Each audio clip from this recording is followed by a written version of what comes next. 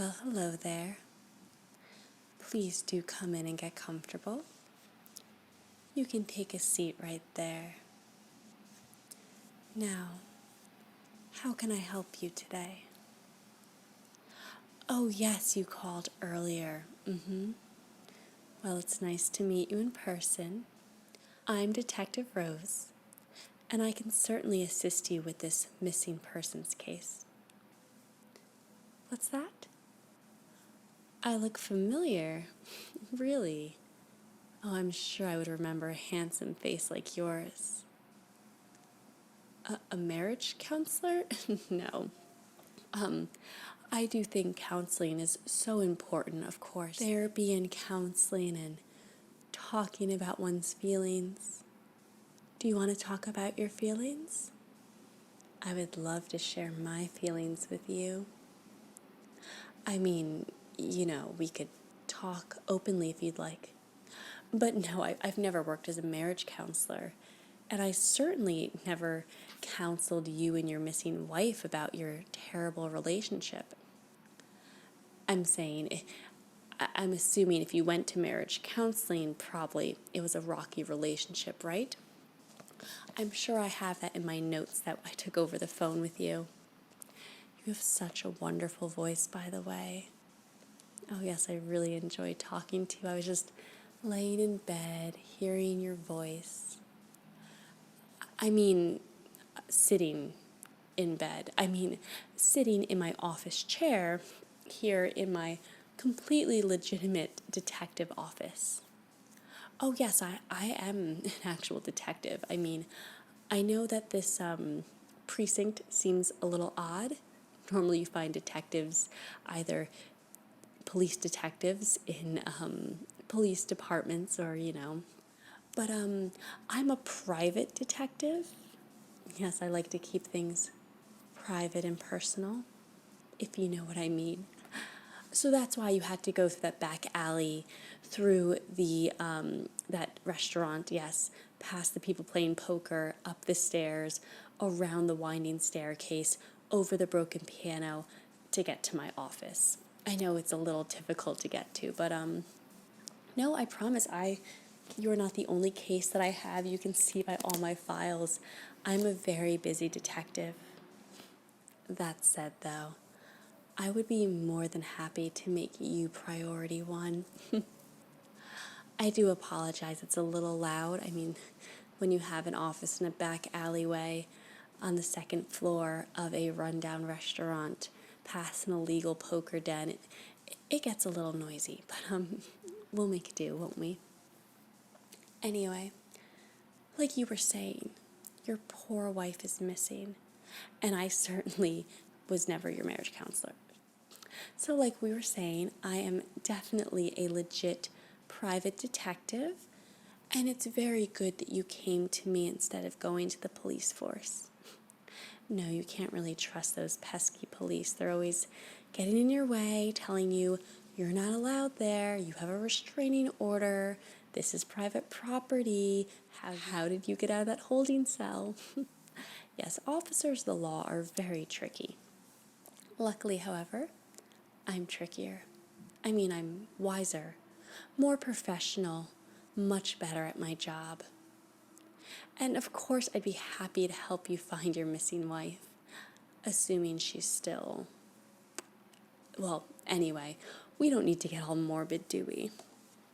Why don't we go over the facts together? So, you said the last time you saw your wife, you had a counseling session with her. Yes, one that I had nothing to do with, of course. A lot of people say I have a familiar face, like they look at me and say, you look familiar, didn't I see you looking into my bathroom window, or didn't I find you waiting for me in my garage, or weren't you loitering outside my workplace? People are so funny. But anyway, like I was saying, that's just my face. I don't know anything about marriage counseling, of course not. So you had this counseling session with your terrible fish wife.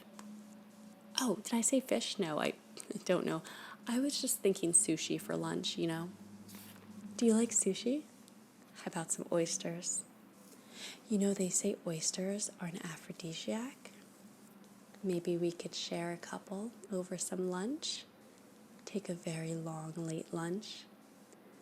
I don't really need to come back to the office. I work alone.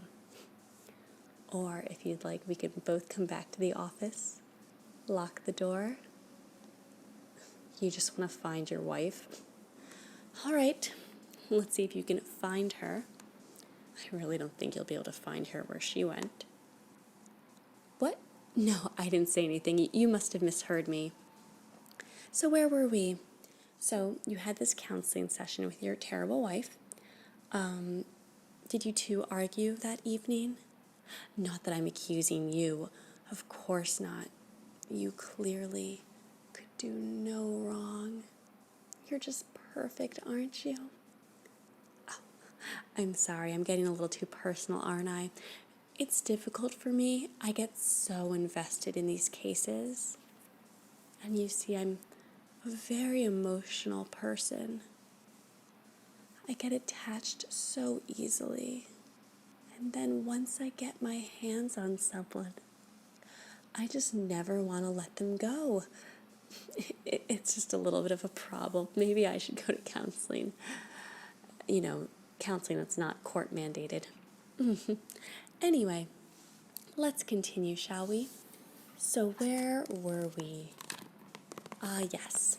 So you had an argument with your wife, maybe? Well, if you did do anything to her, I wouldn't blame you. And I definitely wouldn't tell the authorities. We could run off together like Bonnie and Clyde. No? All right.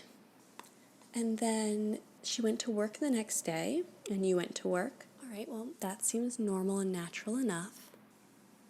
But then she never came home that night. And she never called. Do you have any reason to believe she might have just ran off? I mean, I personally would never do that. Yes, of course she didn't do that. How could she? Even as I said those words, I mean, you are too perfect of a wonderful specimen to leave behind. Anyway, all right. So like I was saying, she never came home and you checked her car.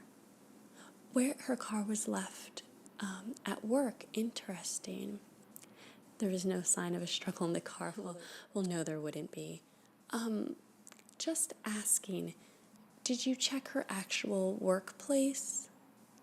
Just her office, great. So you didn't check her break room or anything, right? No, you shouldn't. You shouldn't go and check her break room. That's not what I was saying at all. I mean, what would you find there? It's not like she, stayed late that night and the office was empty and then she was working hard and wanted to go get some coffee to stay awake in the break room and someone just grabbed that coffee pitcher and banged her on the head with it and the glass shattered everywhere and, I'm sure that person tried to pick up all the glass pieces, but there could have been leftover and what's that? No.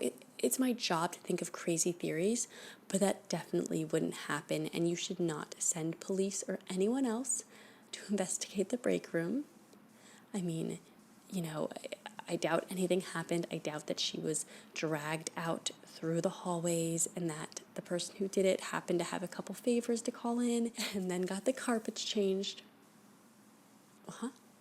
Oh, recently they did change the carpets at her work.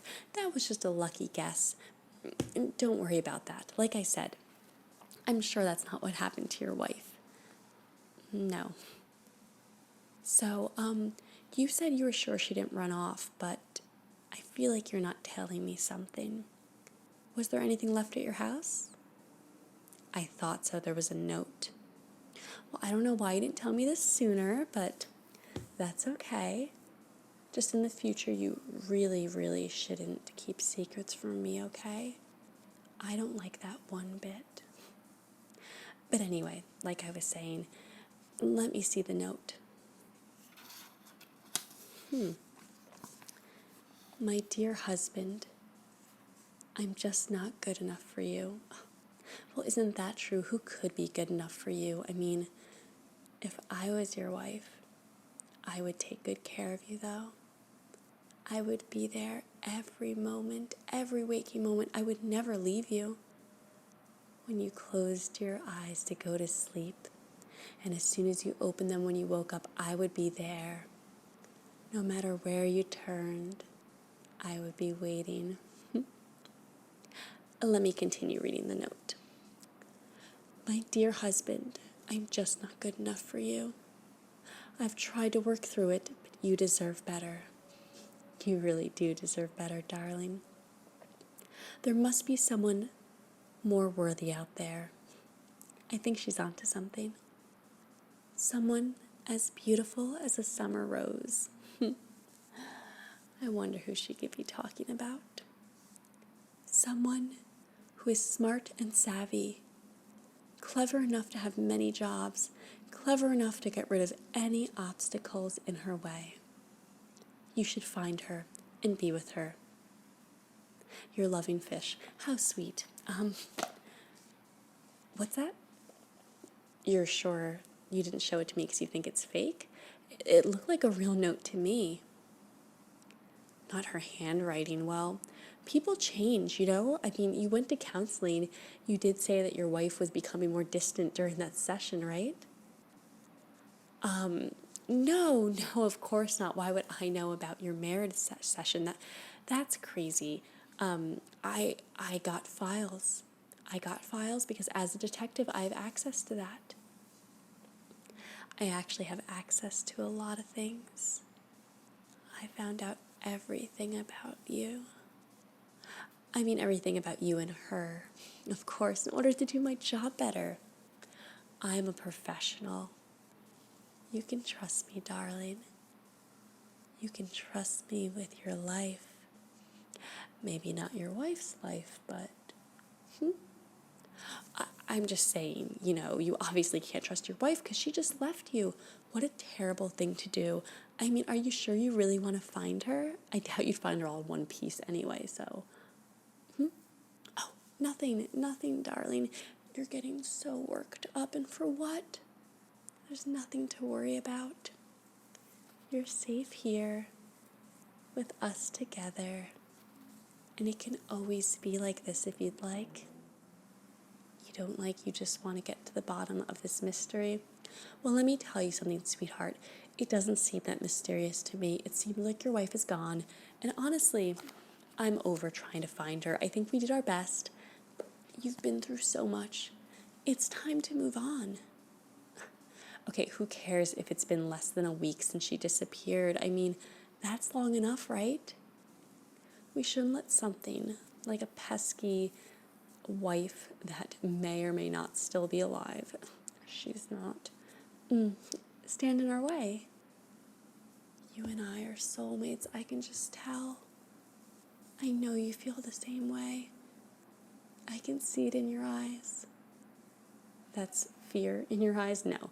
Sweetheart, I know fear, and yes, you're right. You do look scared and like you want to run away, but you're just scared of my deep, uncontrollable love and passion for you.